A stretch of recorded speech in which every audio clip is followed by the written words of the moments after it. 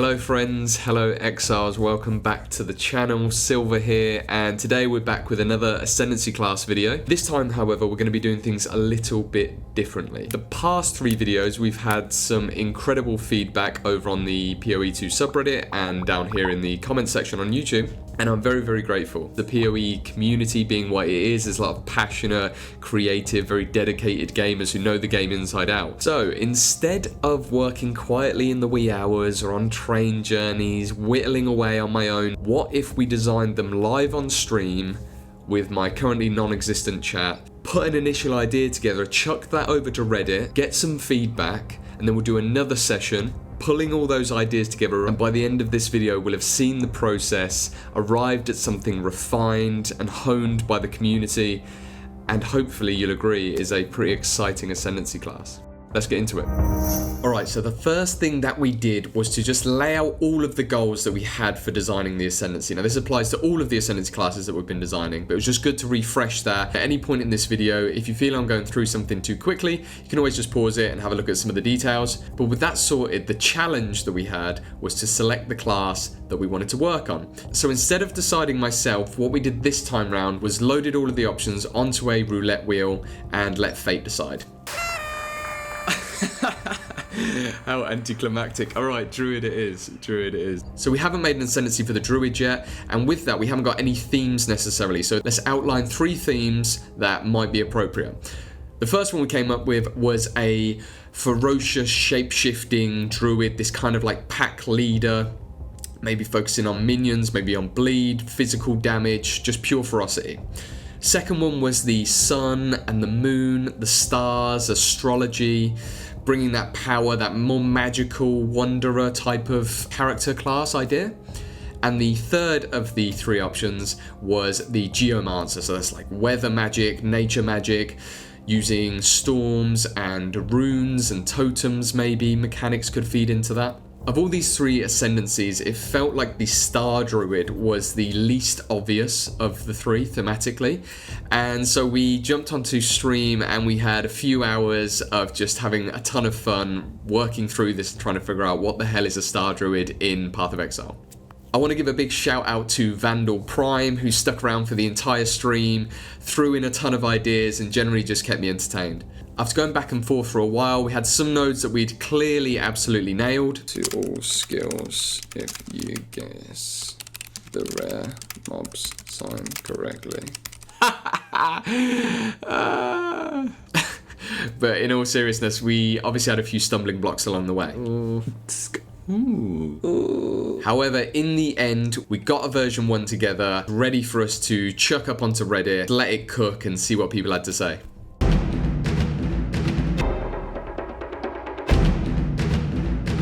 So it's safe to say that people had quite a lot of opinions, which was great, and we got some incredible feedback. Mainly the fact that we've killed Solaris and Lunaris 20 years earlier. Now we didn't, but our PoE1 counterpart had. And generally that the gods being involved in the theme seemed a bit more like a Templar thing. With that in mind, we donned our design cap and we headed back into the lab to see if we could figure it out. Where were we?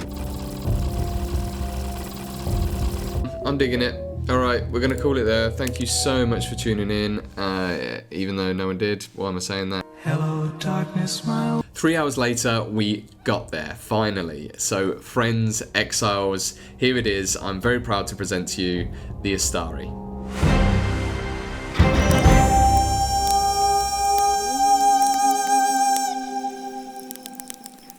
Super happy with how that artwork turned out. It looks so good. I hope you agree. So yeah, I think that's my favorite one yet. And here is the tree. There's a few interesting things going on, but this time we're gonna rattle through these. Feel free to pause at any time. And we're gonna be going anti-clockwise, starting off on the left, some light radius and armor, and then we come to illumination. This is definitely one of the more interesting nodes on the tree. Scaling armor, defenses, but also your accuracy rating essentially off of your light radius. We've also stolen a little node from the Wildwood Ascendancies on the bottom here, just for a bit of fluff. Take it or leave it. You can then further on down this path and end up at a duo node, so you can only select one of these. This is the whole point of these duo nodes. You have one option, it locks out the other. Gathering Starlight and Wearing Starlight. Very similar mechanic. You're building up something called Starlight, which increases your light radius and spell damage by using your shapeshifting damage, or on the flip side, you've got increased shapeshifting damage and light radius by using spell damage to build up that charge. Coming on down, we've got some armor and energy shield, and then Nature's Veil. This gives you base block across all of your forms. So as we're shifting between different forms, we're getting that base block, and then when we do block, it triggers Nature's Veil, which is a short-term buff, turns off stuns and freezes on us, and also reduces some damage we take from distant enemies. This one's designed to be something that helps you stay in the fight. This next branch is probably going to be one of the most controversial and interesting. I think it's really cool and offers something unique. We've got some movement speed and some life, very generic, and then we come to this node, Jeweled Traveler. So if you haven't seen any of these nodes before, you'd take this, and then what that would do is unlock these 3 sockets. So we're getting 60% less effective speed debuffs, and then we get 3 dual sockets. They can't be unique. We've made it this way because I think that would be a little bit overpowered. Again, the number of sockets can be balanced. Come down and we get some all attributes, and this is really leaning into the wandering, the traveler, the wanderer, that stargazer who's following their North Star. We come onto this trio node, and this is all about the idea of traveling around the tree and picking up different options. So we start off over on the left, made of the same star. So this allows you to get any of the other Druid Ascendancy points. Now, depending on how powerful those are, maybe this has to be changed slightly, but I think this is a really cool, powerful option. It's stuck behind another Ascendancy point, so you've got to invest to get down here. Again, you would select this, you would click this, and then it would open up the other options that you've got available to you. Down on the bottom here, we've got the Path Less Trodden. So this allows you, like Anointing in PoE 1, you can select 2 notable passive points on the tree. So you'd select that and open up those 2 slots.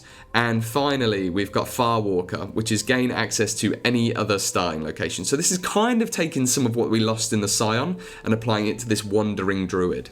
Coming up to the next branch, we've got some fire and cold resistance. And this is another sort of semi-offensive, semi-defensive node, night and day. And what this does, everyone in front of you is scorched, and over time they have an increased scorch effect. So if you don't know, scorch is a elemental resistance debuff from the enemy, reducing their elemental resistances, and by standard it can be up to 30, and this can then get up to 45% if they stand in front of you for long enough. So it's like a powerful curse. Enemies behind you are chilled, and this is the defensive side of the node. And a nice little flavor thing on here, enemies shatter and incinerate on death. So there's some corpse destruction included in this node. Next, we've probably got one of my favorites, which is while shapeshifted, you're taking 5% of physical damage as cold and 5% of physical damage as fire damage. And then we come over to this duo node. So again, picking one of these options locks out the other.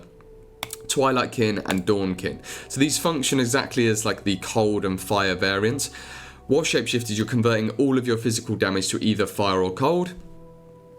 And then anything that triggers freeze is instead going to be a bleed. And all of the freeze and cold ailment effect is going to then apply to that bleed. Whilst they're afflicted by bleed in this way, they're going to get blood freeze or blood boil. And what that does has unique effects based on it. So with blood boiled, we're getting 30% more damage from your ignites. And with blood freeze, enemies are going to take 100% crit multi whilst frozen. Now, the interesting thing I think about this is you take this, but then whilst you're shapeshifted, you can't actually inflict those ignites or those freezes. So this is rewarding you for switching between your forms, finding a way to proc, freeze or ignite, and then whilst you're in that form, you're applying this debuff, which is adding to those freeze effects or those ignite effects. Last branch, we've got increased fire and cold, and this again is leaning into this sun, lunar, fire cold mix.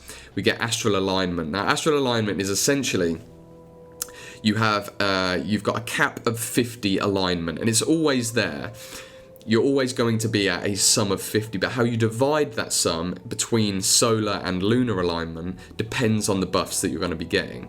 As you can see here, you've got different buffs based on your alignments, and you get some pen based on which is the dominant alignment, so which is over 25. You can then further specialize into this by getting your maximum fire and cold res, which is another really nice node, makes these travel nodes feel impactful, and it's a way of taking some of the clutter off some of these larger nodes that are already quite mechanically interesting. And then we come to Fate Fulfilled. Fate Fulfilled is a enhancement of the astral alignment node. And so as you meet certain thresholds, you're gaining certain buffs based on your alignment. So the way I've tried to do the math, so you can't have all of these at once, but there's a little buffer in the numbers between when you're losing and gaining different alignments so that you keep some of these buffs as you're transitioning.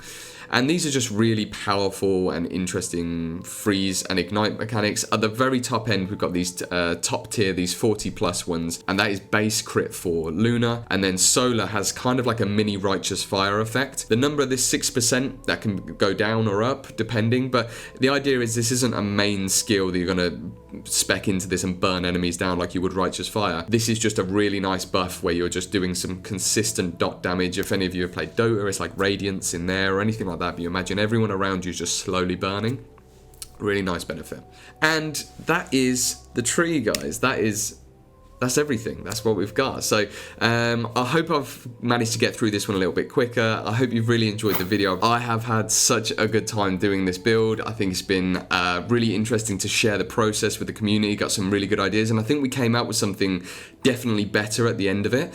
That little bit of feedback that we got in the middle of just really trying to hone this identity of this class and how do we make it different, and that's what really spawned all of these travel node ideas and moving around the tree, having options to move around the tree.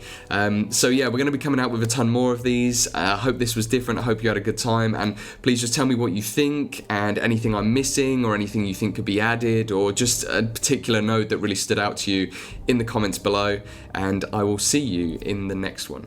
Cheers.